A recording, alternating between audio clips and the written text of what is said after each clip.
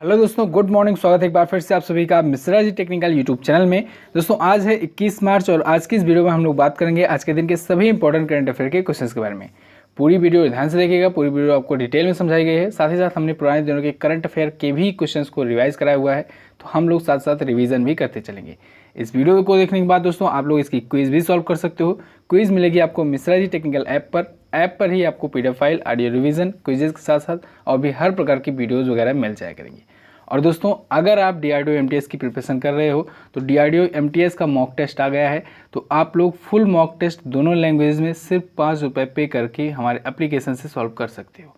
पूरे detail explanation के साथ है, तो एप्लीकेशन पर जाइए और मॉक टेस्ट को सॉल्व कर लीजिए। बात करते हैं लास्ट डे के क्वेश्चंस की। लास्ट डे मैंने आपसे 2 क्वेश्चन पूछे थे। पहला था हाल ही में किस राज्य सरकार ने नमस्ते ओवर हैंडशेक अभियान शुरू किया? तो ये अभियान शुरू किया था कर्नाटक राज्य सरकार ने। केरल ने ब्रेक द चेन शुरू किया था। भारत में ऑर्डिनेंस फैक्ट्री बोर्ड की स्थापना कब हुई? तो भारत में ऑर्डिनेंस फैक्ट्री बोर्ड की स्थापना हुई थी 1979 में।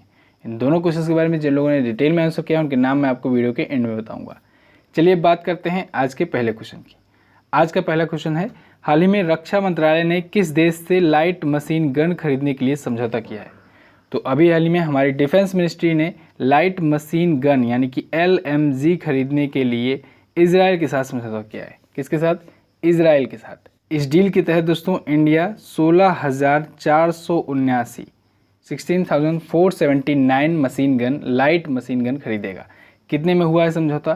तो ये समझौता हुआ है दोस्तों 880 करोड़ रुपए में। कितने में? 880 करोड़ रुपए में। इंडियन फोर्सेस में लाइट मशीन गन की डिमांड काफ़ी दिनों से दोस्तों चल रही थी, लेकिन अब फाइनली जाकर इस डील के बाद ये समाप्त हो जाएगी डिमांड। तो लाइट मशीन गन खरीदने के लिए इंडिया ने इजराइल के साथ समझौता किया है। क्लियर है? रक्षा मंत्रालय आया है तो रक्षा मंत्री कौन है? राजनाथ सिंह जी। इजराइल आया है तो इजराइल के बारे में जानिए। मैप में देख लीजिए, ये रहा इजराइल। जेरूसलम यहाँ की राजधानी है। PM है बेंजामिन नेतन्याहू और यहाँ की करेंसी होती है न्यू शकेल। नेक्स्ट बात करते हैं। नेक्स्ट है, विश्व गौरैया दिवस कब मनाया जाता है? World sparrow day. तो ये मनाया जाता है दोस्तों 20 मार्च को। कब? 20 मार्च को। क्यों मनाया जाता है?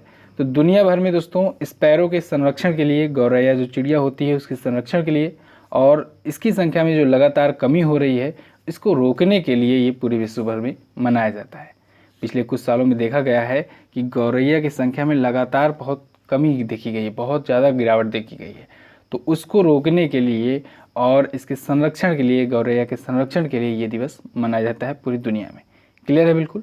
अब ये तो है दोस्तों मार्च मंथ का इम्पोर्टेंट डे। तो हम लोग 1 मार्च से शुरू करेंगे और जितने भी इम्पोर्टेंट डे आए हैं उन सभी को रिवाइज कर लेंगे। तो 1 मार्च को सबसे पहले मनाया गया शून्य भेदभाव दिवस। 3 मार्च को मनाया गया विश्व वन्यजीव दिवस। 4 मार्च को मनाया गया नेशनल सेफ्टी डे यानी कि राष्ट्रीय सुरक्षा दिवस। फिर 7 मार्च को मनाया गया जन औषधि दिवस। 8 मार्च को आप सभी को पता है इंटरनेशनल वीमेंस डे और 12 मार्च को मनाया गया वर्ल्ड किडनी डे। फिर 15 मार्च को मनाया गया वर्ल्ड कंज्यूमर राइट डे यानी कि विश्व उपभोक्ता अधिकार दिवस। उसके बाद 16 मार्च को मनाया गया नेशनल वैक्सीनेशन डे, राष्ट्रीय टीकाकरण दिवस। और 18 मार्च को मनाया गया ऑर्डिनेंस फैक्ट्री डे। और अब 20 मार्च को वर्ल्ड स्पैरो डे यानी विश्व गौरैया दिवस। तो इन सभी डेट को दोस्तों आप लोग अगर बार बार ऐसे ही रिवाइज करते चलेंगे तो आपको भी बहुत ही अच्छे से याद हो जाएगा। नेक्स्ट बात करते हैं। नेक्स्ट है, प्रधानमंत्री मोदी ने कोविड-19 से बचाव के लिए 22 मार्च को कौन सा अभियान करने की घोषणा की है? तो PM नरेंद्र मोदी जी ने कोविड-19 यानी कोरोना वायरस डिसीज 2019 से बचाव के लिए 22 मार्च को दोस्तों जनता कर्फ्यू का आह्वान किया है। जनता कर्फ्यू क्या होगा? इसके तहत दोस्तों इन्होंने कहा है कि 22 मार्च को सुबह में 7 बजे से रात 9 बजे तक सभी लोग, देश के जितने भी नागरिक हैं सभी लोग एक जनता कर्फ्यू के नाम से एक कर्फ्यू लगाएंगे। यानी कि इस कर्फ्यू के तहत वो लोग अपने घरों से बाहर नहीं निकलेंगे। ठीक है? जब बहुत ज़्यादा आवश्यक हो, जिनको बहुत ज़्यादा ज़रूरत हो, केवल वही कामों के लिए निकलेंगे, बाकी सभी लोग घर के अंदर रहेंगे। तो ये अपील PM नरेंद्र मोदी जी ने 22 मार्च को सभी नागरिकों के लिए की थी। इसमें उन्होंने बताया था कि ये जो जनता कर्फ्यू है ये जनता द्वारा देश के लिए लगाया गया कर्फ्यू होगा। तो जनता कर्फ्यू दोस्तों ये 14 घंटों के लिए लगाया जा रहा है, यानी सुबह 7 बजे से रात 9 बजे तक। अब इसके पीछे का क्या कारण है? तो दोस्तों आप लोग देख रहे हैं कि ये कोरोना वायरस लगातार बहुत ही गंभीर तरीके से फैलता जा रहा है। तो इसमें होता क्या है कि जो भी वायरस होता है वो स्टील की सतह हो गई या फिर कई जगहों पर ये 9 घंटे से 14 घंटे तक ये जीवित रह सकता है और भी कई दिनों तक जीवित रह सकता है, ऐसा प्रयोग में पाया गया है। तो दोस्तों इसमें होगा क्या कि जैसे बसों की हैंडल में जो रुके हुए हैं या फिर सड़कों पर या फिर आसपास के वातावरण में जो वायरस फैले हुए हैं, तो वो मोस्टली देखा गया है कि 9 से 10 घंटे में वो मर जाते हैं। तो जब 14 घंटों का कर्फ्यू रहेगा, यानी इतने टाइम पर लोग बाहर नहीं निकलेंगे, तो जो सड़कों पर और जो वातावरण में फैले वायरस हैं तो वो अपने आप ही नष्ट हो जाएंगे। 14 घंटे का मतलब आप लोग समझिए कि 7 बजे से 9 बजे तक ये तो 14 घंटे हुए, लेकिन पूरा दिन जब बीत गया फिर 9 बजे से सुबह 7 बजे तक मोस्टली बहुत ही कम लोग निकलेंगे, यानी कि लगभग समझिए 24 घंटों तक का ये कर्फ्यू होगा। तो इन 24 घंटों में बहुत सारे ऐसे वायरस जो वातावरण में, रोड पर और जो बसों के हैंडल्स में और भी जगहों पर जो फैले हुए हैं वो ऑटोमेटिकली नष्ट हो जाएंगे। तो इससे जो ये चेन बन रही है जो लोगों के बीच में फैल रहा है तेज़ी से, इस पर बहुत बड़ा इम्पैक्ट पड़ेगा और इसके प्रसार को रोकने में बहुत ही ज़्यादा कामयाबी मिल पाएगी। साथ ही साथ एक और बहुत बड़ा फ़ायदा होगा, इससे ये भी पता लग पाएगा कि भारत की जो जनता है, पब्लिक है, क्या वो आने वाले समय के लिए ऐसे कामों के लिए वो तैयार है या नहीं, ऐसे समयों के लिए, ऐसे सिचुएशंस के लिए तैयार है या नहीं, कितनी जनता इसको फॉलो कर सकती है। तो ये भी इसका पता लग पाएगा इसी के ज़रिए। तो जनता कर्फ्यू के लिए मैं भी आप लोगों से रिक्वेस्ट कर रहा हूँ कि आप लोग भी अपने आप के लिए और अपनों की सुरक्षा के लिए इसका ज़रूर फॉलो कीजिए, इसका ज़रूर पालन कीजिए। 22 मार्च को सुबह 7 बजे से रात में 9 बजे तक। नेक्स्ट बात करते हैं। नेक्स्ट है, हाल ही में कब इंटरनेशनल डे ऑफ हैप्पीनेस मनाया गया? तो इंटरनेशनल डे ऑफ हैप्पीनेस दोस्तों 20 मार्च को मनाया जाता है प्रत्येक वर्ष, और इस बार भी मनाया गया 20 मार्च को ही। पहली बार ये 20 मार्च 2013 को मनाया गया था। कब मनाया गया था? 20 मार्च 2013 को ये पहली बार मनाया गया था और तब से ये मनाया जाता है। इस बार की थीम की अगर बात करें तो इसकी इस बार की थीम रखी गई है हैप्पीनेस फॉर ऑल। क्या है? Happiness for all. अब ये क्यों मनाया जाता है? तो ये दोस्तों दुनिया भर में लोगों को खुश रहने के लिए प्रोत्साहित करने के लिए और साथ ही साथ खुश रहने से होने वाले महत्व के बारे में बताने के लिए, अवेयर करने के लिए मनाया जाता है। आपको पता होगा दोस्तों कि खुश रहना भी एक प्रकार का योग ही है। हंसना, खुश रहना भी एक प्रकार का योगा होता है। क्यों? क्योंकि खुश रहने से मेंटल रिलीफ बहुत ज़्यादा मिलती है और जो मानसिक रोगी होते हैं, जो टेंशन जिनको होती है, वो उस पर बहुत बड़ा इम्पैक्ट पड़ता है, बहुत ही ज़्यादा काबू पाया जा सकता है खुशियों से। तो इस वजह से दुनिया भर के लोगों को खुश रहने और उसके महत्व के बारे में बताने के लिए इंटरनेशनल डे ऑफ हैप्पीनेस मनाया जाता है। नेक्स्ट बात करते हैं। नेक्स्ट है, किस राज्य के मुख्यमंत्री कमलनाथ ने अपने पद से इस्तीफा दे दिया? दोस्तों मध्य प्रदेश के सीएम कमलनाथ ने अपने पद से इस्तीफा दे दिया है। इन्होंने अपना इस्तीफा लालजी टंडन को सौंपा है, जो कि वहाँ के गवर्नर हैं, राज्यपाल हैं। क्लियर है? अब कमलनाथ ने इस्तीफा क्यों दिया? तो दोस्तों कमलनाथ हैं वहाँ की राज्य विधानसभा में जो फ्लोर टेस्ट होने वाला था उससे पहले इस्तीफा दे दिया, इस वजह से क्योंकि मध्य प्रदेश में इनका बहुमत नहीं हो रहा था। बहुमत क्यों नहीं हो रहा था? क्योंकि अभी कुछ ही दिन पहले आपको याद हो, मैंने आपको बताया था कि ज्योतिरादित्य सिंधिया ने अपने साथ 22 विधायकों को लेकर के ये बीजेपी में शामिल हो गए थे। ये सभी कांग्रेस पार्टी के थे। ये बीजेपी में जब शामिल हो गए तो कमलनाथ सरकार पर संकट आ गया, तो इनके विधायकों की कमी होने लगी, यानी कि विधानसभा में इनका बहुमत नहीं हो पाता।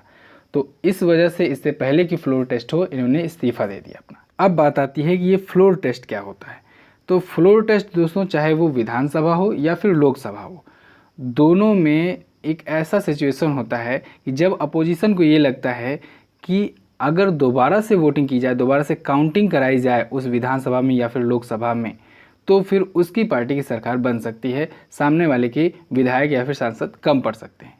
तो यहाँ पर हम लोग विधानसभा की अगर बात करें तो इस केस में हुआ क्या कि मध्य प्रदेश में जब इतनी बड़ी मात्रा में वहाँ के विधायक जब बीजेपी में शामिल हो गए, तो बीजेपी को लगने लगा कि अगर दोबारा से फ्लोर टेस्ट कराया जाए, यानी कि वहाँ की विधानसभा में दोबारा से काउंटिंग कराई जाए, तो फिर उनके विधायक ज़्यादा हो सकते हैं और कमलनाथ की सरकार की, यानी कि कांग्रेस पार्टी के विधायकों की संख्या कम हो सकती है, वहाँ पर बहुमत नहीं हो सकता है। तो जब बहुमत नहीं होगा तो फिर वहाँ की सरकार गिर सकती है, क्योंकि आपको पता होगा कि विधानसभा में बहुमत दल का नेता ही होता है मुख्यमंत्री, ऐसे ही लोकसभा में बहुमत दल का नेता ही होता है प्रधानमंत्री। तो जब मध्य प्रदेश में विधायकों की संख्या कम हो गई है तो दोबारा से अगर फ्लोर टेस्ट होता है तो फिर वहाँ पर ऑटोमेटिकली सरकार गिरने के बहुत बड़े चांसेस हैं। तो इस वजह से इससे पहले फ्लोर टेस्ट हो, इससे पहले ही कमलनाथ ने इस्तीफा दे दिया। क्लियर बिल्कुल। मध्य प्रदेश आया है तो मध्य प्रदेश देखिए, ये रहा मैप में। भोपाल यहाँ की राजधानी है। कमलनाथ अभी तक थे कांग्रेस पार्टी के मुख्यमंत्री, अब इन्होंने इस्तीफा दे दिया है। लालजी टंडन है दोस्तों यहाँ के governor. Kanha Kisli national park और बांधवगढ़ नेशनल पार्क है मध्य प्रदेश में। मध्य प्रदेश अपना बॉर्डर किससे किससे शेयर करता है, तो मध्य प्रदेश दोस्तों अपना बॉर्डर उत्तर प्रदेश से, छत्तीसगढ़ से, महाराष्ट्र से, गुजरात से और राजस्थान से अपना बॉर्डर ये शेयर करता है। नेक्स्ट बात करते हैं। नेक्स्ट है ग्रीस ओलंपिक 2020 की मसाल किस देश को सौंपी गई, तो ग्रीस ने ओलंपिक 2020 की मसाल जापान को सौंपा है।